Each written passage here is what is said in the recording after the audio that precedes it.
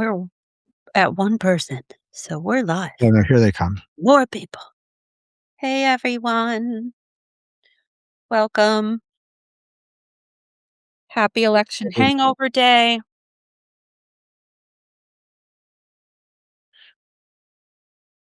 Yep. Welcome, post-election Wednesday.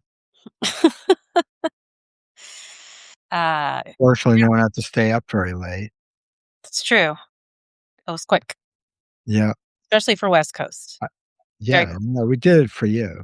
Yeah, you're welcome. I think California owes Virginia a whole lot of high-class edibles and avocados. Thank you for joining us. Yeah. Thank you. Yeah. Good job, Virginia. There we go. All right. So, as more folks are getting on, why don't you say a little bit more about Virginia? Oh, I mean, I don't know. Oh, you got a haircut, shout out, Mike. Um, a rare commentary on Mike's appearance. That's Yeah. great. Um, uh, You ever get a sense when someone tells you that make you wonder what they thought of your last one? wow, that I have to say is a response that I am not used to hearing from a man. That feels like a response. Yeah, Mike, like way to get in touch with your inner femininity, but only the part of it that is like vaguely self-loathing and self-critical. There are other parts I think you Yeah, could do better to adopt. okay. No, I don't think that.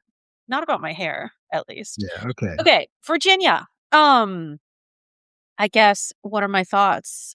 Yes, Virginia, there is a Santa Claus. Yes, Virginia, there is an appetite, albeit with slim margins, admittedly, to fight fascism.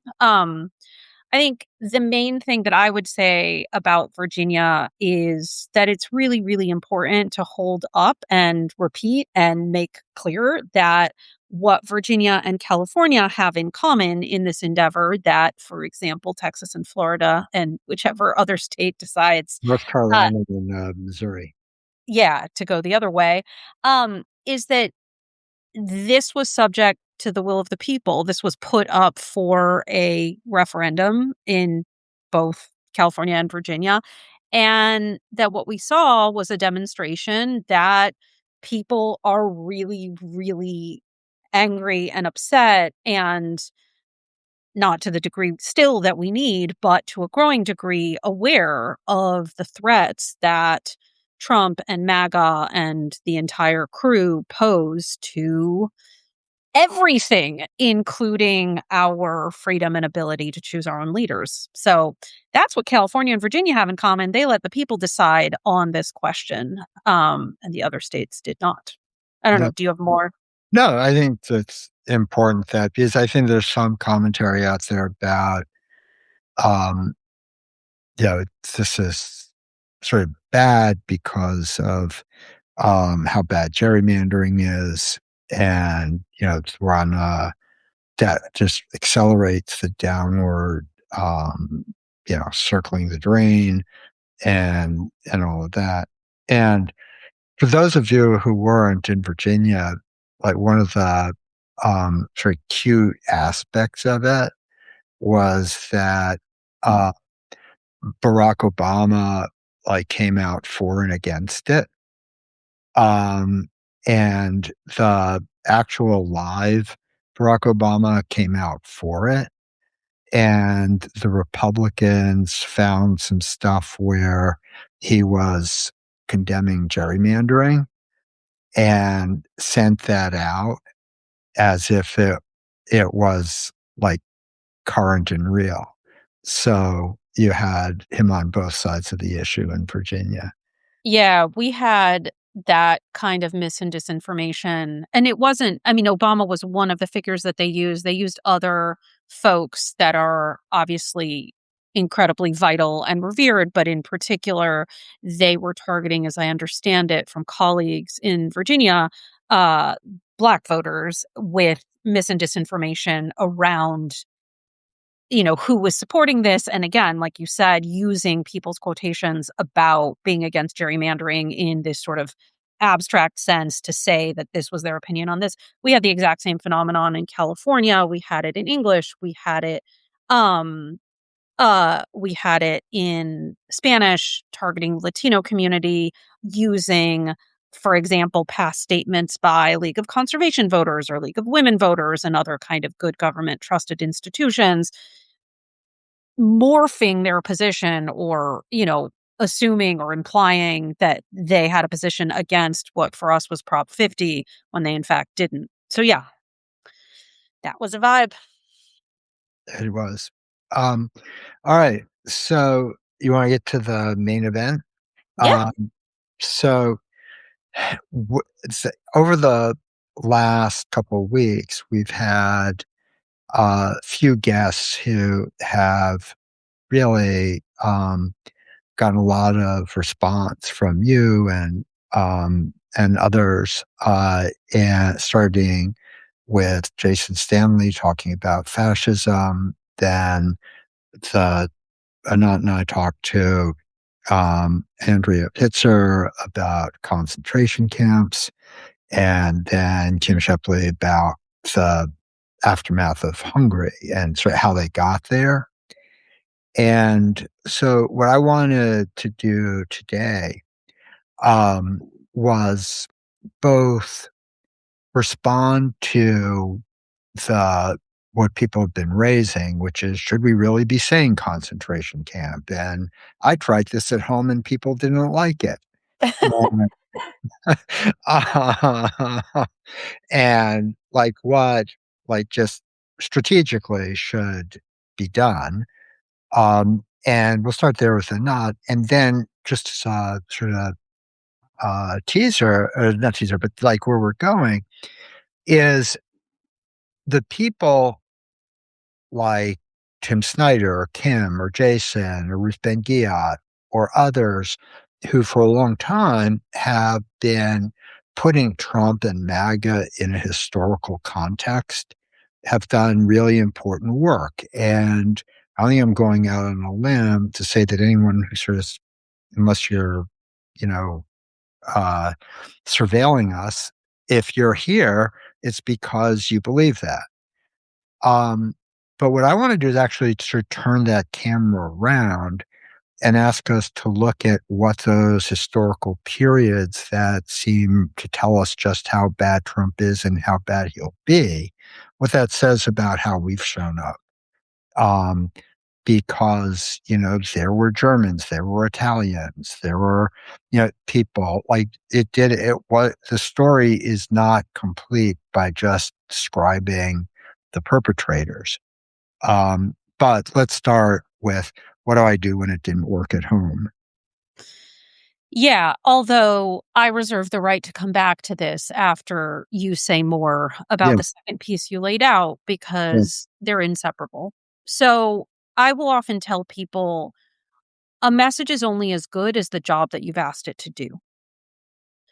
And if the job that you've asked a message to do, and I say this with full understanding that for most of us, especially if we're talking about interpersonal dynamics and talking to other people, talking to people we care about, talking to, people we maybe don't know that well, then there is a natural human instinct. In fact, it is sort of integral to our success and survival to go along to get along, to have interactions with other people in which we are in agreement, even if that agreement is around anger, even if that agreement around outrage, even if that agreement is around sadness. Like, I don't just mean an agreement in like a, we all love puppies, like, yay, because I know some people don't love puppies. Don't get that. But in a way, it's kind of understandably an antisocial instinct to throw linguistic firebombs or what feel like firebombs to people who haven't already come into this understanding and acceptance. And so you're going to touch a nerve. Like that's what's going to happen. And I will often say to people, if you want to touch a nerve, you're going to have to touch a nerve.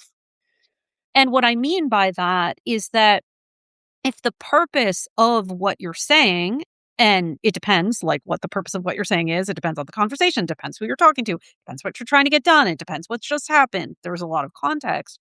But if the purpose of the conversation is to have the person with whom you're engaged understand the severity of the situation, understand exactly where we are and what's going on, such that they would be moved and motivated to act in a meaningful way, then you're not going to be able to achieve that without touching a nerve, which is going to touch a nerve. And so we've seen this over and over again. And I'll give you some examples. At the very outset of Trump 2, after inauguration in January of 2025, we pushed really hard to not call things deportations that were not deportations. Deportation is a legal process. It involves, measures and steps, and there's due process and so on. And so many of these things were not deportations. They were abductions. And when people sort of ripped that Band-Aid, which maybe now is like, that's not that big of a Band-Aid. Like, how hard is it to say abductions? But I assure you, at the time, there was a lot of consternation about saying that. Then, in particular, for example, with the Mahmoud Khalil case, the abduction from near the campus of Columbia University when he was a student, he is a student, I think, still. Um, that really shifted the conversation. The same thing has been true about, you know, introducing abolish ICE more thoroughly, not introducing. Other folks have been bravely, and United We Dream was really at the forefront of this years and years and years ago. So kudos to them for truly going first, as far as I recall. Um, if I'm missing other people who had as well, that's on me. Um, but it's that kind of thing that catalyzes the conversation that we need to have. And so this trepidation around calling what can be legally defined as concentration camps, for example, in order to call them detention facilities or detention centers, or, for example, warehouses, especially with regards to the new giant things that they're building. The question really is, if our goal, and mine is, I'll be transparent, to close these camps, not just to pursue the exit of individual people in them, which is also important, but to close these camps and to bring folks home and to free the families and so on, and not just the families, but also the single dudes. Then the question is it going to be easier to convince a healthy set of Americans to march and protest and agitate and fight and push back against the financiers and go in the minivan caravan to Dilley, which happened on Saturday last weekend, thanks to a bunch of mom organizers? Is it going to be easier to convince folks these are concentration camps and they're anathema to any kind of functional society in the United States? Or is it going to be easier to convince people that in the United States, we don't need detention centers? And I will tell you that the latter is going to be real hard because people think that detention centers are necessary, useful, where we put dangerous people, where we put people for some temporary amount of time, where we detain them for some period in order to check them out and make sure that everything is okay. And so it's both just out of respect for truth, and it is also out of understanding of a strategic imperative that we got to get people to do a thing, not just merely report on a thing.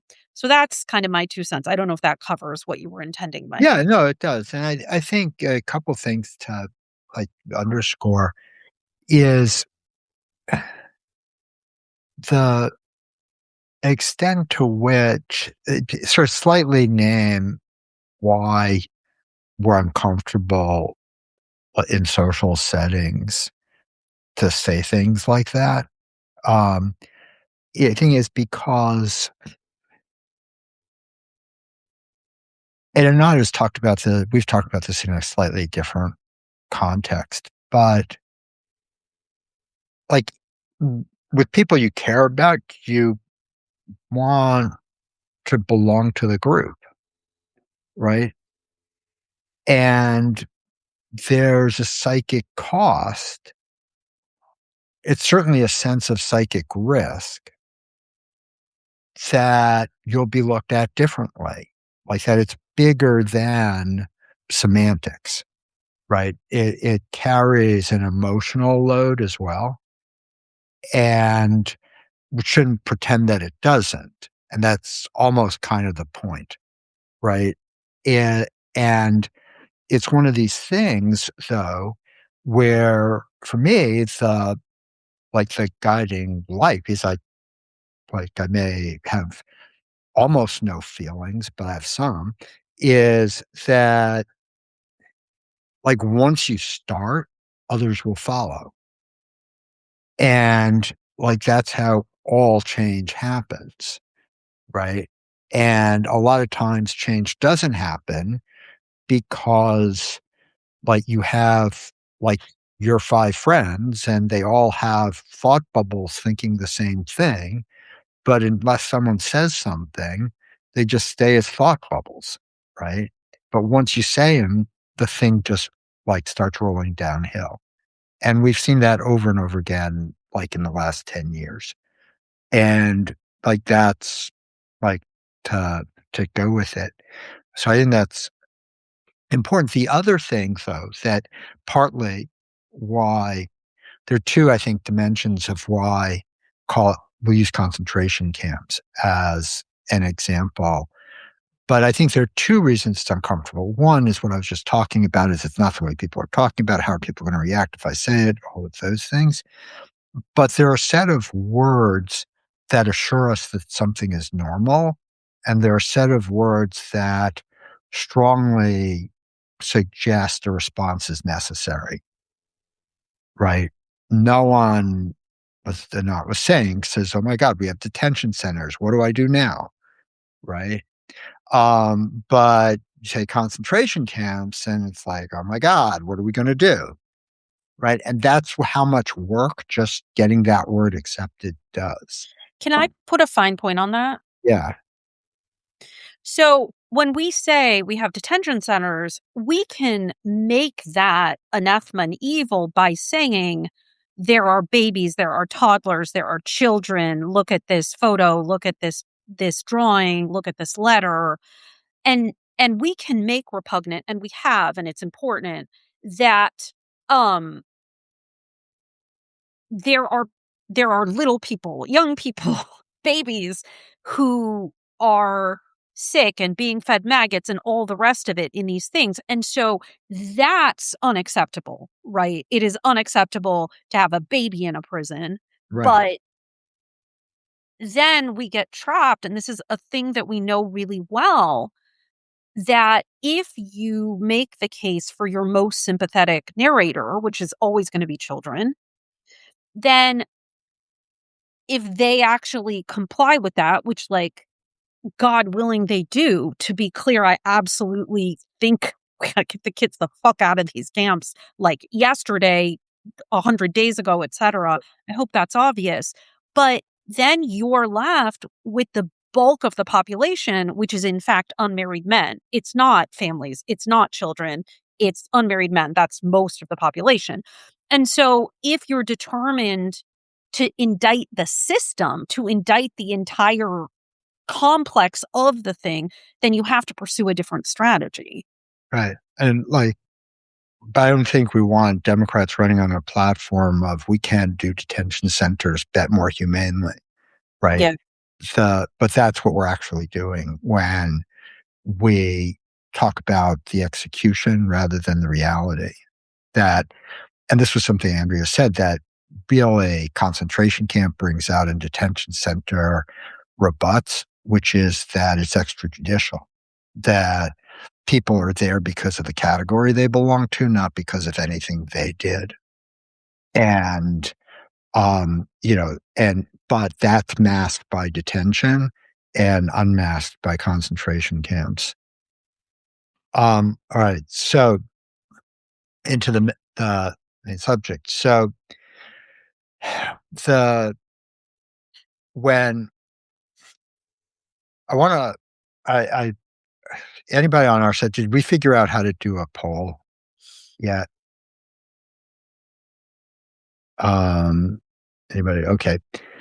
Um, so I want to shift from concentration camps for a moment, although we're definitely coming back to that, and talk about what's happening with Iran and um, and about like the way it's being discussed and reported on, and talk about the word war crime and how I'm not sure I'll be able to express this well enough, but how like the idea now of war crime has become somewhat problematic, I think, for many of us in this sense.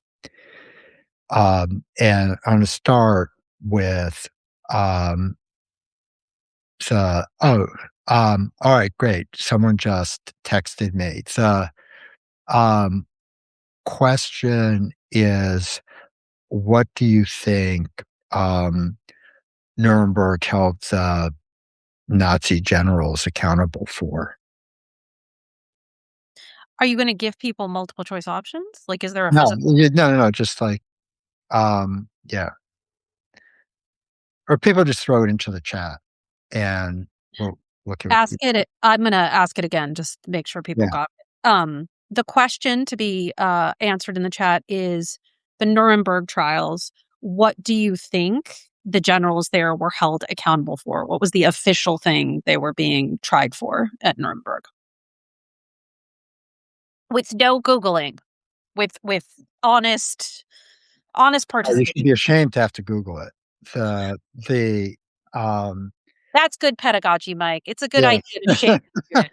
Excellent, excellent, Right, no, crime's good, but what's the crime against humanity? That's like, basically the what was the crime? yeah.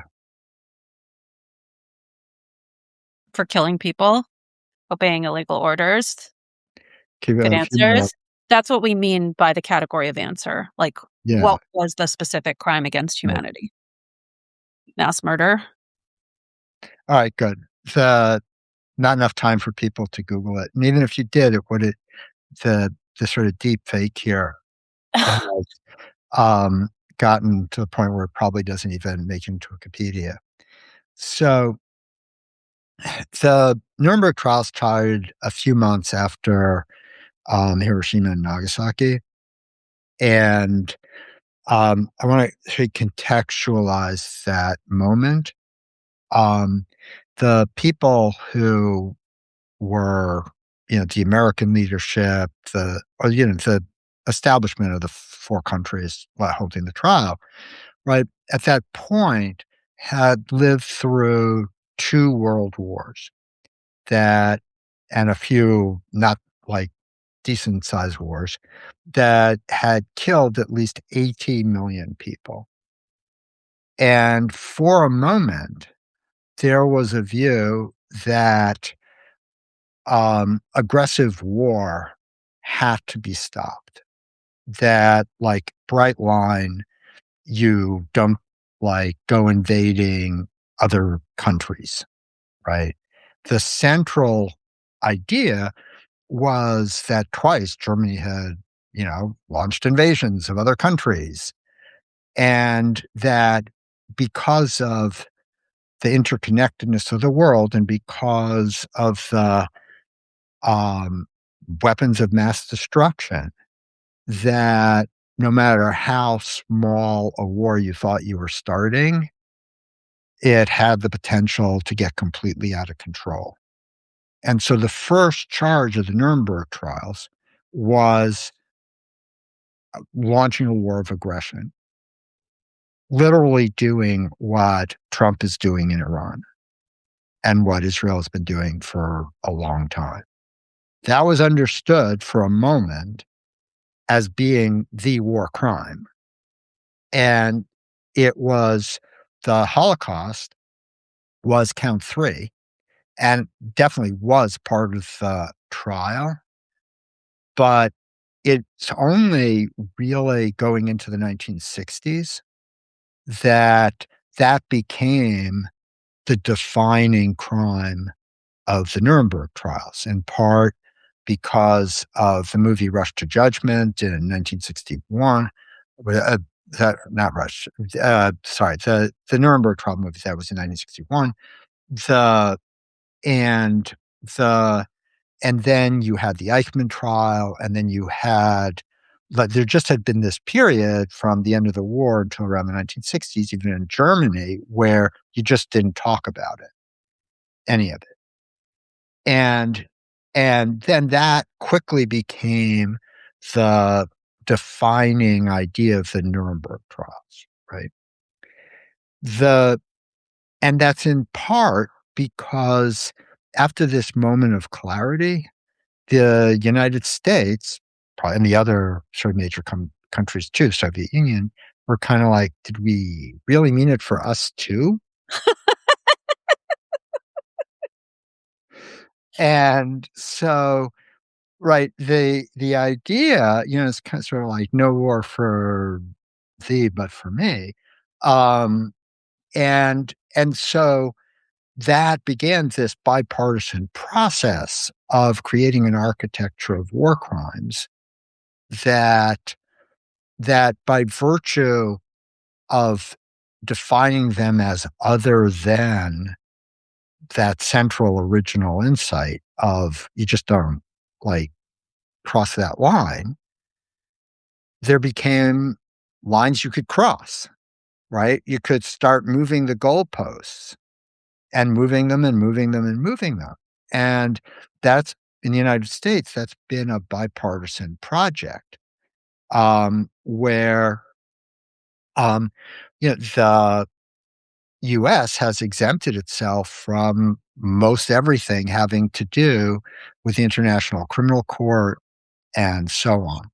And, the idea, to be clear, probably was doomed in inception because it was based on a hope that there would emerge some way to enforce it, enforce like no aggression.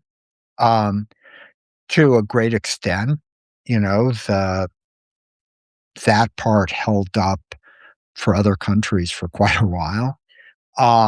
The because I think like it was basically just being enforced against other nations in the Soviet Union, and the United States, starting wars of aggression, and even but um, I want to.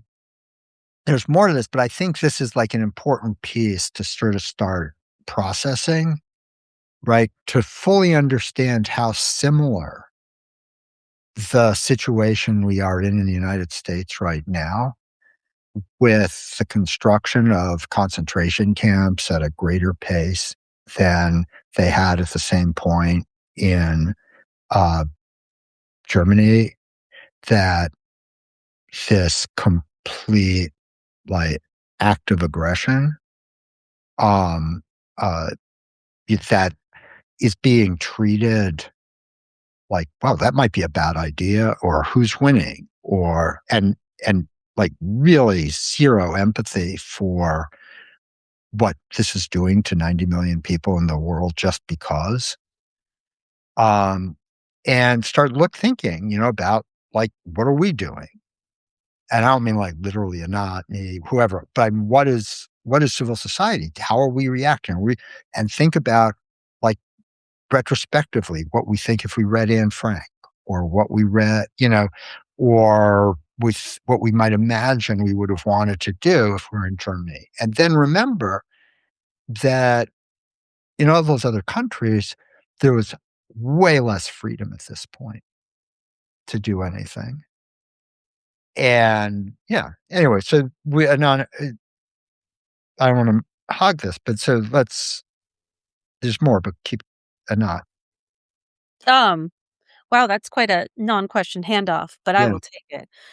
Yeah, I mean, I think this question, and I think all these questions are very interrelated, but this question of what does this glance or this look, this deeper attempt to understand both history and historical plus more recent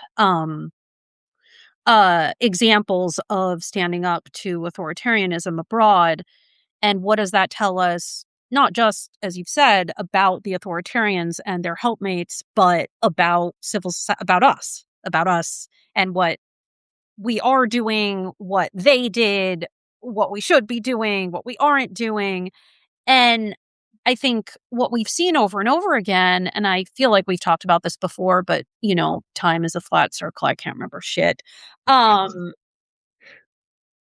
the system justification, which is a theory that NYU psychology professor John Jost has written extensively about, our need and our ability to sort of normalize everything, even those of us who are right now on this live who are like, that's not me, that's not me, that's not my vibe, that's not what I'm doing, that's not what's going on.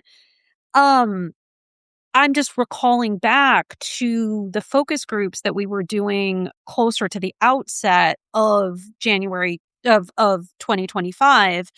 And already when the like looting of US aid and the destruction of it, the dismantling and the beginning of the abductions and the Elon Musk of it all, the Doge of it all was happening.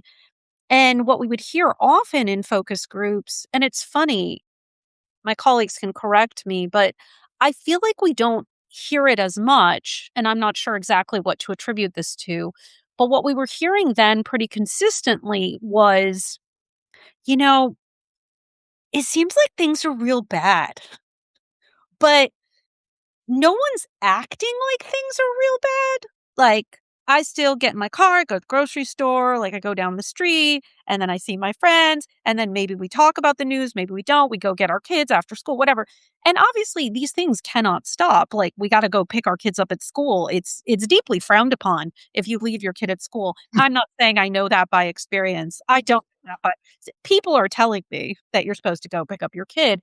Um but yes, of course, life needs to continue and go on, and we need to be doing the things that get us through a day.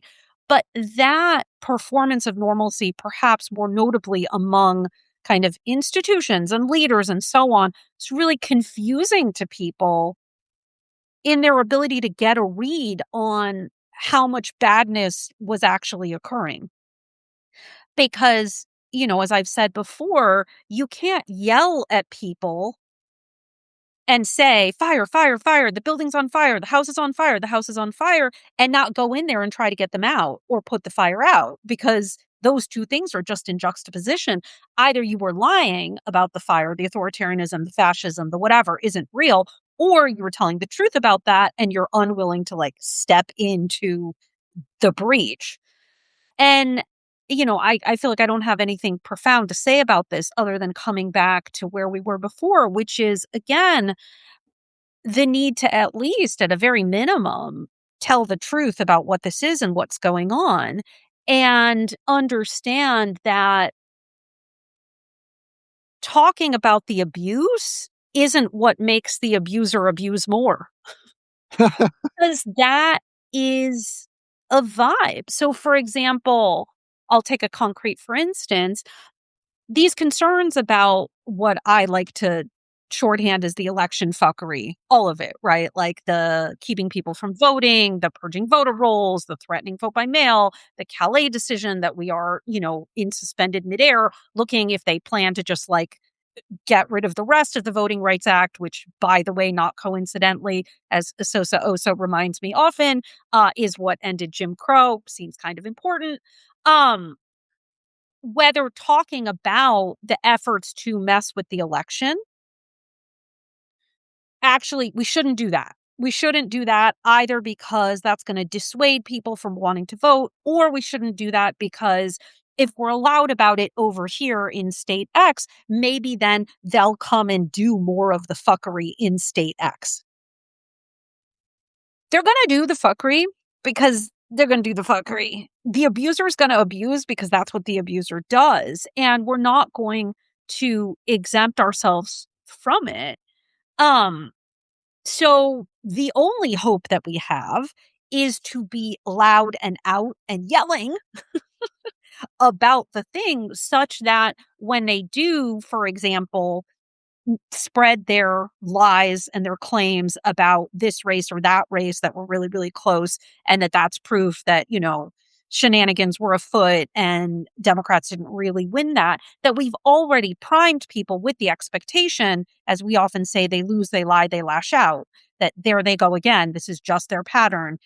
Expect it. It's going to be coming. They did it. They did it big time on January 6th. They're going to do the same so that those claims about fraud and those claims about elections not being legitimate are pre-bunked. And if we're not loud about it, then the only thing that voters are hearing are from the other side about how we need to have these, draconian crackdowns and we need to do this and make sure that illegals aren't voting, and nothing sort of is the countervailing force to that. Again, I don't feel like I'm saying anything particularly profound, but the handoff was tough, Mike. Right. The, but the, uh, I think there's an important point about that I find some people that is kind of subtle. The They're going to steal the election is different from Yeah. they know they can't win, so they're going to try to do bullshit. Yeah. And the first, Which I the did not say. I Yeah. know. No, that's what I'm trying to clarify here, because to a lot of people, it sounds like the same thing, but it's very, very different. The first one is disempower, Yes. right? It's accepting that they can take our votes away. Saying that they want to take our votes away says something about them and what we need to do, Yes. right? And that really is like, again, it's easy to be sloppy and like do the doomer part, the version of it, and that is bad, right? But that shouldn't warn us off from saying who they are Yeah. and what they want to do. Yeah. And in addition, I just throw into the pot, besides it being very inadvisable to say they're going to steal the election, which hopefully we didn't just cement that in your brain through repetition in our hopes to make you not say that, which is me, Yeah, which is both of us breaking the cardinal's rule of, not negating. But yeah, that's a category of a don't. Another thing in the category of the don't is there's not going to be elections. They're going to cancel the elections. There won't be midterm elections, which probably no one on this Substack is goofy enough to say, but like is a vibe out there that people say that's untrue. It's unhelpful. Um, yeah, yeah. I not. wonder if they do it in advance, whether everybody will be able to get refunds for their ad buys before the election. Um, the Always looking out for the capitalists, Mike. Oh, Exactly, won't exactly, someone please remember the capitalists? exactly. Um, yeah. Should we go to questions? Sure. There aren't any yet.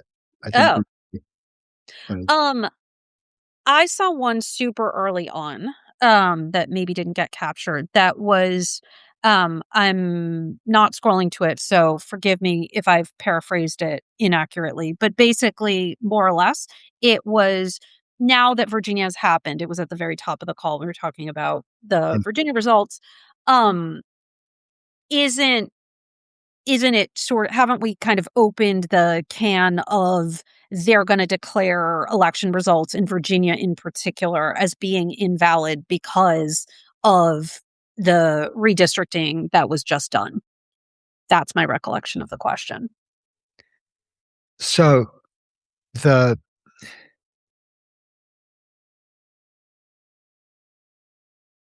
they have when you think about the Roberts Court and you think about all the like bad judges they've already been able to appoint, or the election deniers they've managed to insinuate into different parts of the electoral system. I think the a really important lesson from 2020 and from other countries, even Hungary this recently, is that the danger of any of those things happening is directly proportional to how close the overall result is. If the right, the they're almost Trump or the MAGA, whatever, have almost no like go down with the ship allies. Even if they're hope that Trump wins or hope that MAGA wins, right? So if like Democrats are picking up 20 seats, we're not going to see like all these things invalidated. And if, God forbid, like this is actually still close, right? Then like like Virginia gerrymandering, get in line for excuses why the election wasn't legitimate, right? I mean, they've been planting these seeds all over the place. And even if they hadn't, we saw in 2020, they try to go back and plant them, right? Right. So I don't think it makes sense to like take our eye off the ball, which is defeating them as thoroughly everywhere we can. And there are a lot of good folks who are have a lot of courage and are still like showing up to do election work in all these states and making sure that the elections actually are fair. Yeah. I think I want to add on to that, that besides just like having the biggest possible margins ever, such that it's just too hard. And I want to explain a little bit in case it wasn't clear what Mike meant by go down with the ship. Basically, if you think back to 2020 and why Raffensperger wasn't able to find the 11,780, is that the right number? I think it is. Yeah. Votes, it's because it's not out of some sudden, like, come to Jesus moment of I heart democracy and I heart goodness and truth and the American way. It's because even if Georgia flipped, Biden still would have won. So why would he toss himself on the pyre and commit an illegal act when it wouldn't have altered the difference? He would have just been taking one for the team and the team would be the losing team. You only take one for the team if the team's going to be the winning team, because then the team can bail you out. So Right. that's what Mike meant by the go down with the ship. Sorry to mix Yeah. metaphors here, or to introduce a different metaphor. So basically, the closer they are, the more it makes sense to yell and kick and bitch and scream, because you do that when it could actually alter the result. But if that would be necessary in too many simultaneous races, then they're not going to be able to pull it off. So that's one thing. And then the other thing is that it's a genuine phenomenon, believe it or not, that super right wing people are more likely to be out and loud and proud about their beliefs, their viewpoints among family and friends, among, high school people, if they're old enough to still be on Facebook, and so on. And more center left people, and even more like center people who are disgusted, newly disgusted by what's going on, are much less likely to want to be out and loud and proud and being like, all of this shit is wrong, even if they believe it inside of their hearts. And so, what that creates, understandably, and I know this from my own background in Wisconsin, if you live in a town where all of the discourse that surrounds you, your sense of belonging, as Mike brought up earlier, is that everyone is into Trump and everyone supports Trump and everyone has a Trump sign and everyone has a, MAGA sign and they're all into it. Then when in 2020 the election goes the other way, you're genuinely like, how could this guy have possibly won Wisconsin? Everyone I know, everyone I've ever talked to, everyone I engage with voted for Trump and is into Trump and so on. And so it actually really matters to be a super loud countervailing force, especially for those who live in places that are purple or red, because otherwise nothing sort of punctures this kind of idea that this is what people believe and this is what people want. And that's what makes results that are not MAGA seem weird to people, in addition, of course, to the buying of the fraud and the buying of the lies. So we need to make sure that it is in people's lived experiences, especially in redder places, that we're mad as hell and we ain't going to take it anymore, so that this big repudiation come November doesn't feel weird. It feels like, yeah, that was the vibe. That's what was happening. That's what, yeah, my neighbors were saying. They were changing their minds. And so it feels less unexpected. And it is also the reason why we need to be pre-bunking with this drumbeat that here's their plan. They've always had the same plan. Again, I'm repeating myself. When they lose, they lie and they lash out. It's like clockwork. And you know what else is like clockwork? That we're not going to fucking accept it. We're not going to fucking take it. Your vote is your ice whistle. It's time to blow it. We're going to push back against these people and we're going to be victorious. Like, we have to prime people with that expectation, not least because we actually require them to be engaged in things like signing up to be poll workers, which is a paid gig, probably not well paid, but it's a paid gig. Signing up to be poll watchers, which is a volunteer gig, going to their board of elections meeting, that happen in order to be a voice of support for the trusted election officials who are getting yelled at by people who are in the fraud cult. So yeah, we gotta get people ready for this thing. Yeah, I wanna go on to some of the other questions, but one thing I wanna add because I think I may have inadvertently give it been too optimistic about the fuckery stuff. The because of the specificity about Virginia, I think we like we're gonna see like a different scenario in 2026 in the sense that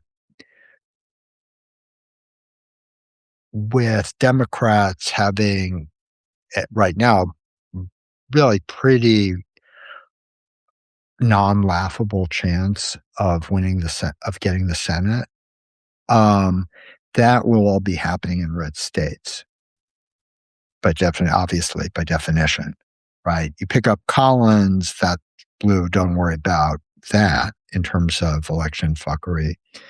Um, but Ohio, like, really corrupt state. I don't even want to like Texas. Oh my God, right? um, and so on. So I think that's where like our attention has to sort of shift, right? I'm not trying to say the house is guaranteed, but it's just so much more difficult. And all they'll need to do is knock down probably one Senate win. So it's sort of the reverse of the calculus Anat was talking about, um, where they could make themselves heroes. On the other hand, though, this would be a tell if it's coming up for the same reason that they are red states. Like there's been no MAGA challenge to the integrity of those elections, right? Right. And if you've been following like all the trying to get the voter files and like all the harassment of blue states, right, that hasn't been of red states. And so they have a little narrative catch up to do. Um, but yeah. They did try they tried something in Oklahoma. I can't remember if they demanded the voter file, which was bizarre because, like, what are they trying to get done in Oklahoma that they haven't already done? But um uh questions. Going to the next one. Yes. Okay. Um how Well, I just construct want to say so to this that I'm not one of the comments is Ohio quote Mike MP Ohio really corrupt state guy. If you haven't seen it, there's a great documentary about just how it's just like holy cow corrupt Ohio has become in that like is worth tracking down. If in the last couple minutes someone on our team can find it to put it in the link. Um, yeah, just like flat out bribes all over the place. he means elected officials. It doesn't mean everyday Ohioans. Ohioans are great. Um, uh, how concerning are the charges against Southern Poverty Law Center to spin topics? Yep. Um, well, I think we were actually Anat and I were talking about this earlier today. I think that, it's still very early. It is, um, in some sense, probably later than many might have predicted them going this hard after any of the organizations. Um, in the first 20, like this 24 hours, it looks somewhat more performative than real. The actual indictment is kind of has like all sorts of factual errors and like looks like it was slapped together maybe to do a press conference, but doesn't matter. It's still a legal proceeding. The place that it's going to be heard in the middle in Alabama is one of the like no uh, most notoriously bad places to do this. Um, and so, think Eileen Cannon or Matthew Kaczmarek or I mean, like, it's not it is bad in that way. And it also, yeah, it just um is bad. If the question meant, is there fire underneath the smoke? No. Oh, yeah, I kind of assume that that wasn't the nature Yeah. of the I question, just but want to make sure that that was, yeah. yeah, this is, to use a painful pun, trumped up bullshit. Yeah. Yeah, this is, I mean, if it weren't so, The other performative things that may be flying by people is that it's another example of them, the charge is going after white Christian nationalists and, that sort of thing. So it's also like a good wave to the base. yeah, but the charge, as far as I understand it, and I'm certainly not in deep on this, so I will confess that first, but it's that in lieu of going after white Christian nationalists, they were giving them money as if they were somehow attempting to help them. I mean, it's just Right. like, it's such a convoluted piece of bullshit from from the regime that is I heart white Christian nationalists. Um, yeah. Different topic. Anyone worried about the FISA Authorization Act, warrantless spying, buying data broker info, AI? Yeah. Asked and answered. The Yeah, but again, it's part of the yeah. I mean, it isn't just that, it's the whole architecture of surveillance in this country now. Yeah. And I mean, I don't know if this is tip of the iceberg or it's like the salient exemplar, but we talked a few weeks ago about the you wouldn't believe it if Tom Clancy wrote it spy novel, like You've Gone Too Far, Dude. Election in Slovenia, where like literally a spy plot with warrantless tapping of the existing government's phones, release of that in order to accuse them of sort of everything under the sun, nefarious black ops, firm coming in, hired by the opposition. I mean, like all the things. I haven't watched James Bond in a long time, so I don't know if that's probably too wonky to be a James Bond plot. So I don't know which plot it would be, but basically that kind of thing. Um, so yeah, real Yep, worried. I mean, it's all bad. It's yep. bad. So thank you, Star S. It is Ohio Confidential, and the HBO Dark Money series is pretty good. That Thank you for and earlier when I was, like, brain farting on Rush to Judgment, it's Judgment at Nuremberg is the name of the movie. Okay. Well, I think Yeah, that like that. now that you've left people with movie recs. Yeah. Um, delightful, enjoyable, leisurely, take your mind off. Let's actually go back to Nuremberg for a second too, because like I said, there's a new Nuremberg movie. The point to understand is that when we define Nuremberg as and the never again being never again like the genocide of 6 million people, it actually makes it easy to think, well, we're not that, right? We haven't gone there, right?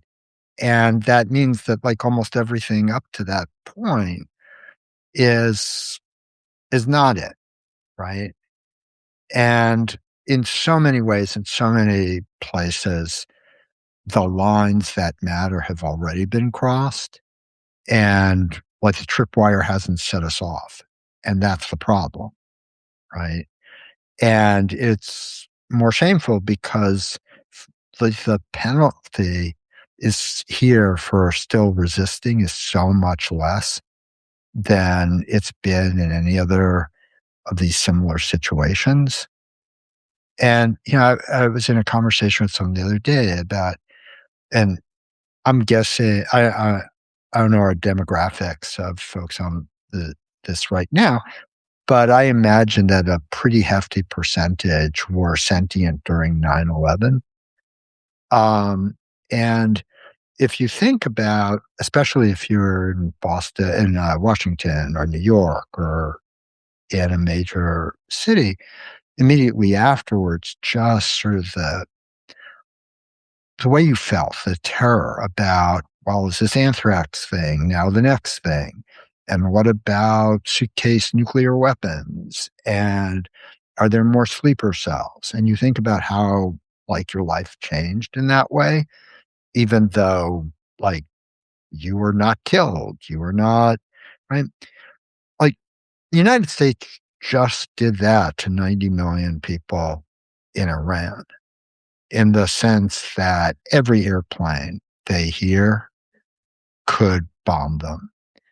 Every, like, just like that, like, take that sort of memory and imagine how much more terrorizing this whole thing has been for them. And it's really happening. And again, the school children who were killed is horrible. But when we think like, well, if it wasn't for that, like how bad would this be? That's the problem, right? Anyway, and the same thing like with the concentration camps. It's like probably you're not feeling that terror, but have been able to empathize if you watch Schindler's List or if you watched, any of these things. And we just have to have that empathy for our actual fellow citizens right now, fellow Americans right now. Fellow Americans and Yeah. not Americans, Right. people in other Yeah. Yeah. places. Um, okay. Well, any closing thoughts on the California governor's race? Wow. I'll walk into that and do it super fast. I don't know if you have opinions, Mike, but as a Californian, what I will tell you is that, and this is obviously just my own personal opinion, but among the folks who I think have the ability in the very short sprint we have left until June to be in that top two, and God forbid, uh, even a single Republican be there. I don't even want to utter the words two of them, because the top two primary system that we have in California, for folks who don't know, it's not by party. um, I can't believe I'm saying this, and it's why I'm hemming and hawing, because if you would have told me a year ago or whatever that I would be saying this, I would tell you bullshit. But Tom Steyer, I don't think billionaires should exist, and he's a billionaire, so, but I think if you look at the actual proposals that he and Javier Becerra have put forward, Steyer is just at least talking the talk of being much bolder, much more serious about actually taking on the fact that our state is corporate captured and that we have Democrats, but Democrats who are very happy to keep the capitalists happy, and we need to do something about that. I do think he's taken accountability for the really shitty, terrible investment decisions his firm made, including investing or having monies in things like Civic Core.